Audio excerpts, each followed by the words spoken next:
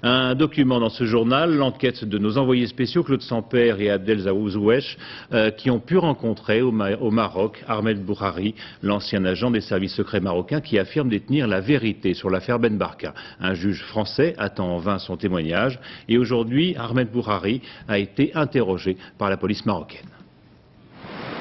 Depuis un mois, un homme se cache dans Casablanca. Un ancien agent des services secrets marocains qui affirme savoir la vérité sur l'affaire Ben Barka.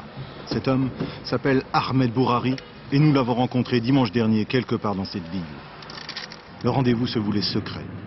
Mais très vite, nous sommes pris en filature par plusieurs hommes en civil, en moto et en voiture. La partie de cache-cache avec la police va durer une demi-heure. Dès que l'on s'arrête pour les filmer, ils font demi-tour. Nous n'arriverons pas à les semer et l'interview aura finalement lieu dans une chambre d'hôtel. Pourquoi vous parlez aujourd'hui? Cela fait 36 ans que cette affaire me pèse sur la conscience. Pendant plusieurs années,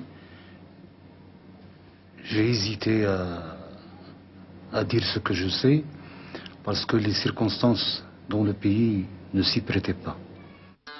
Le 1er juillet dernier, les révélations d'Ahmed Bourhari sur l'affaire Ben Barka font l'effet d'une bombe au Maroc. Dans Le Monde et l'hebdomadaire marocain Le Journal, il donne le nom des assassins et décrit dans le détail l'enlèvement de Ben Barka en 65 à Paris. De permanence au bureau des services secrets ce jour-là, Ahmed Bourhari suit heure par heure ce qui se passe en France. L'enlèvement au quartier latin, le transfert dans la villa à Fontenay-le-Vicomte, l'interrogatoire, la torture et la mort de Ben Barka. Qui a tué Ben Barka? Dlimi et Oufkir, les deux. Le général Oufkir, un fidèle d'entre les fidèles d'Hassan II, et le commandant Dlimi, un autre militaire, deux hommes qui disparaîtront plus tard dans des conditions très mystérieuses au temps d'Hassan II. Tous les gens que vous avez cités ont démenti. On vous traite aujourd'hui de menteur, Oui. d'affabulateur. Oui. C'est faux. Ce sont ces gens-là qui sont des grands menteurs et des assassins.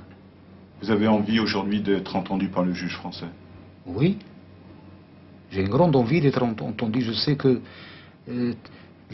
la vérité va éclater. Tout dépend de cet entretien. Vous avez peur aujourd'hui pour votre vie? Oui. Vous avez vécu pendant très longtemps dans les services secrets marocains, dans les services spéciaux? Oui. Vous avez vous aussi sûrement peut-être fait des filatures, traqué des gens, poursuivi des gens? Oui. On a fait des filatures, on a enlevé des gens, on a torturé des gens, Et aujourd'hui, vous vous trouvez de l'autre côté? Je me trouve de l'autre côté de la barrière. Oui. Et vous savez peut-être ce qui peut se passer, ce qui peut vous arriver? Oui, je m'y attends d'ailleurs. Qu'est-ce qui peut vous arriver? Ils peuvent m'assassiner facilement. D'ailleurs, il y a 17 jours, ma femme a été victime d'un accident mystérieux juste devant chez moi. Dans son interview, Ahmed Bourhari nous a confié qu'il avait l'intention de poursuivre ses révélations sur tous les dossiers noirs de l'histoire du Maroc. Les enlèvements de dirigeants syndicaux ou politiques, les disparitions et les tortures. Dès la sortie de l'hôtel, nous retrouvons nos accompagnateurs. Après une nouvelle demi-heure de cache-cache avec la police, nous abandonnons finalement Ahmed Bourhari en plein centre-ville. Il est évidemment impossible pour nous de savoir si Ahmed Bourhari dit toute la vérité. Seul un juge d'instruction avec de réels moyens d'investigation peut vérifier point par point son témoignage.